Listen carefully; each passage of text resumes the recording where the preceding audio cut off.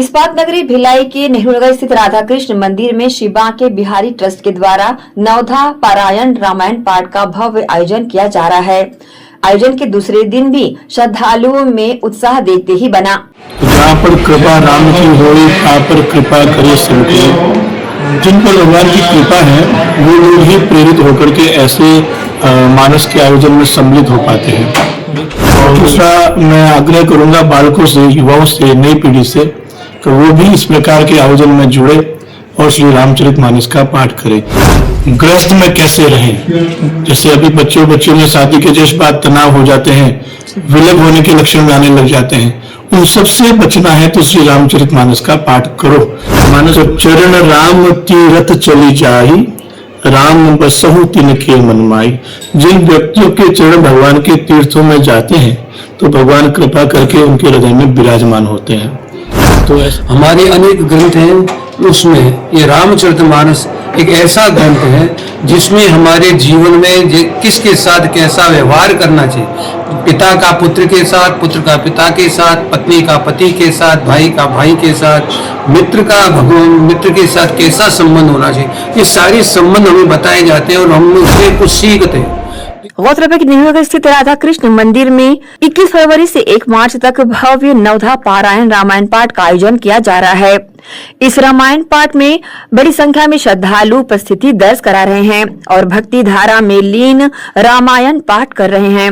बताना चाहेंगे, नवधा रामायण पाठ एक विशाल ज्ञान यज्ञ है जिसमें सुखाय तथा लोक मंगल के लिए समय, समझ और सामर्थ्य की आहुति को दर्शाया गया है। आयोजन में श्रद्धालुओं के श्रीमुख से एक साथ रामचरितमानस का पाठ किया जा रहा है।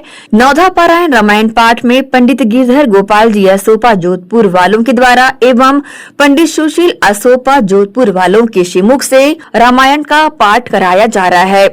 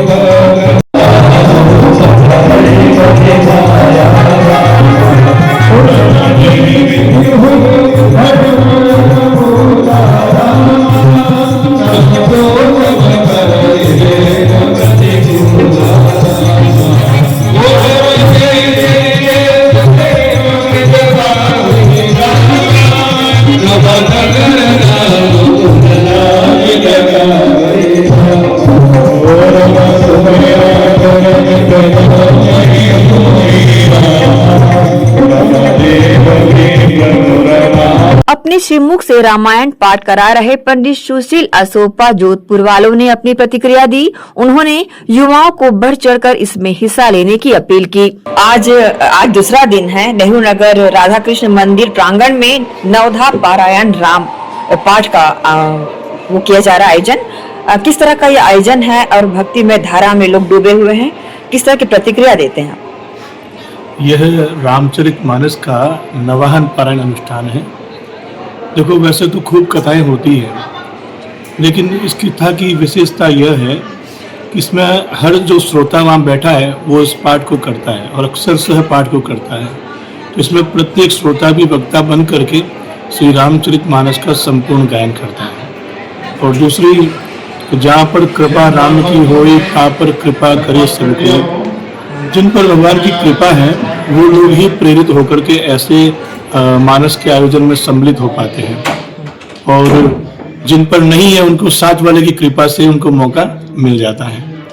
तो ऐसे आयोजन में सम्मिलित होना चाहिए। और दूसरा मैं आग्रह करूंगा बालकों से, युवाओं से, नई पीढ़ी से कि वो भी इस प्रकार के आयोजन में जुड़े और श्री रामचरितमानस का पाठ करें। बच्चों को क्यों करें? क्योंकि अभी के समय में हमें जीवन किस प्रकार से जीना है, हमारी अपेक्षाएं क्या होनी चाहिए, हमारे कर्तव्य क्या होने चाहिए, यह हमें रामचरितमानस सिखाती है। और दूसरा जो अभी गृहस्थ में कैसे रहें, जैसे अभी बच्चों में शादी के जैसे बाद तनाव हो जाते हैं, विलग होने के लक्षण में आने लग जाते हैं, उन सब से बचना है तो श्री रामचरितमानस का पाठ करो। मानस तुम्हें ऐसा निर्देश करेगी, जीवन एकदम मानस की तरफ पवित्र और सुंदर हो जाएगा। अभी हमारा चित्रकूट में आयोजन है 7 जून से। यह आयोजन हम हर साल श्री राम तीर्थ स्थल पर रखते हैं और उसको रखने का भाव यही है कि चरण राम तीरथ चली जाही, राम बसहु तिनके मन माई। जिन व्यक्तियों के चरण भगवान के तीर्थों में जाते हैं तो भगवान कृपा करके उनके हृदय में विराजमान होते हैं। तो ऐसा भाव आया कि क्यों न हम सभी लोगों को वहां जाकर के पाठ करना चाहिए। तो हमने 2 साल पहले ये आयोजन शुरू किया था, अयोध्या जी में किया, उसके बाद प्रयागराज में किया। अभी हमारा चित्रकूट धाम में 7 जून से अधिक मास में है, जिसकी पूर्णाहुति सोमवती अमावस्या अर्थात जिस दिन अधिक मास पूर्ण होगा उसी दिन होगी। उसमें भी मेरा सबसे आग्रह है कि जो भी वहां सम्मिलित हो रहे हैं अपने बच्चों को जरूर साथ में लाएं। ग्रीष्मावकाश है, एग्जाम से फ्री हो जाते हैं और 17 वर्ष तक के बालकों की हमने इसमें कोई शुल्क नहीं रखी है। वो अपने माता पिता के साथ आए, उनके साथ रह रहे हैं और पाठ का आनंद ले, ऐसा करने का हमारा भाव है। तो वही पंडित गिरधर गोपाल जी असोपा जोधपुर वालों ने अपनी प्रतिक्रिया देते हुए कहा कि युवाओं को इसमें जुड़ने की आवश्यकता है। युवा दिग्भ्रमित हो रहे हैं, इस पाठ से उन्हें संस्कृति में जुड़ने का अवसर प्राप्त होगा। में युवा जो दिग्भ्रमित हो रहे हैं, ऐसे में ये जो प्रोग्राम है, आयोजन है, किस तरह का मील का पत्थर साबित होगा? जो युवा लोग अभी भ्रमित हो रहे हैं उनका इसलिए भ्रमित हो रहे हैं क्योंकि उनके पास संस्कार नहीं है। और ये संस्कार हमें संत महापुरुषों से, हमारे ग्रंथों से प्राप्त होते हैं। हमारे अनेक ग्रंथ हैं, उसमें ये रामचरितमानस एक ऐसा ग्रंथ है जिसमें हमारे जीवन में किसके साथ कैसा व्यवहार करना चाहिए, पिता का पुत्र के साथ, पुत्र का पिता के साथ, पत्नी का पति के साथ, भाई का भाई के साथ, मित्र का मित्र के साथ कैसा संबंध होना चाहिए, ये सारे संबंध हमें बताए जाते हैं और हम उससे कुछ सीखते हैं। तो इसीलिए जो मनुष्य रामायण से नहीं जुड़े उनको चाहिए कि अवश्य रामायण से जुड़े। अनेक कोटि 7 कोटि रामायण है, उसमें हमारे तुलसीदास जी बाबा ने इतनी सरल भाषा में लिख दिया है और हर प्रश्न का उत्तर दिया। बालकांड, अयोध्या कांड, अरण्यकांड, किष्किंधा सुंदरकांड, लंका कांड और उत्तरकांड। उत्तरकांड में हमारे सारे परेशानियों का, हमारे सारे प्रश्नों का उत्तर मिलता है। ये उत्तरकांड हमारा जीवन का अंतिम क्षण आ जाता है तो परमात्मा में लगना चाहिए। परमात्मा में वही लग सकता है जो शुरू से लगता है, जन्म से लगता है। जन्म से नहीं लगोगे तो कुछ नहीं होगा। जन्म जन्म मुनि जतन कराही, अंत राम कोई। आयोजन के दूसरे दिन भी श्रद्धालुओं का उन्माद देखते ही बना। शामिल श्रद्धालुओं ने भी प्रतिक्रिया दी एवं आयोजन की भूरी भूरी प्रशंसा दिल से की। नवदा रामायण का दूसरा दिन है। ये रामायण जैसा आपको विदित है कि 9 दिन चलेगी, तो इसमें राम के अलग अलग जो उन्होंने जीवन में अपने कार्य किए हैं या जो शिक्षा हमको दी है, उसका 9 दिन में उनका अलग अलग विषय में बताया जा रहा है। श्रद्धालुओं में किस तरह का उत्साह है? श्रद्धालुओं में बहुत उत्साह है। आप सिर्फ देख रहे हैं कि पंडाल पूरा भरा हुआ है, लोगों को बैठने के लिए भी कसरत करना पड़ रहा है और इससे जो राम की शिक्षाएं हैं वो हमको मिल रही हैं और हम खुद उसको पढ़ रहे हैं, तो उससे और ज़्यादा हमको आनंद आ रहा है। जनता से अपील करें कि इतना अच्छा कार्यक्रम हम लोग कर रहे हैं तो आगे इसका लाभ लें। हाँ, यहाँ पे आज दूसरे दिन में पूरी यहाँ पे भक्ति की रसधारा बह रही है। सारा माहौल राममय हो गया है। सभी धर्म के लोग यहाँ पे एकजुट होकर राम कथा कर रहे हैं। बहुत ही आनंद आ रहा है। यहाँ सभी धर्म के लोग एक साथ मिलकर कार्यक्रम का आनंद ले रहे हैं। मैं दुर्ग भिलाई और आसपास के सभी लोगों से अनुरोध करना चाहती हूँ कि इतना अच्छा माहौल यहाँ बना हुआ है, आप भी आइए और यहाँ पे राम कथा का आनंद लीजिए। उन्माद की तो मैं आपसे क्या ही कहूँ।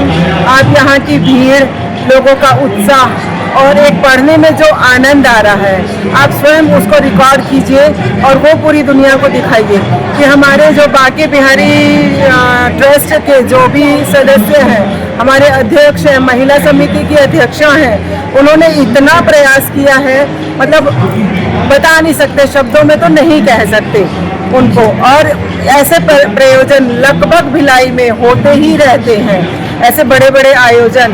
हमारे बंसी भैया रुंगटा जी, बाकी मैं ऐसे बहुत अच्छे से सबके नाम नहीं जानती कि कौन किस पोस्ट पे है, लेकिन पूरी ही अध्यक्ष समिति, पूरी जेंट्स कमेटी, महिला कमेटी, ये लोग सब इतना बढ़िया प्रयास करते हैं कि पूरी भिलाई को एकदम भक्तिमय कर देते हैं। जैसे हमारे मोदी जी सनातन धर्म को लाने का प्रयास पूरा 100% यानी 110%, तो उसमें भिलाई का भी बहुत बड़ा सहयोग है। भिलाई का सहयोग इसलिए है क्योंकि यहाँ के लोग बहुत अच्छे हैं।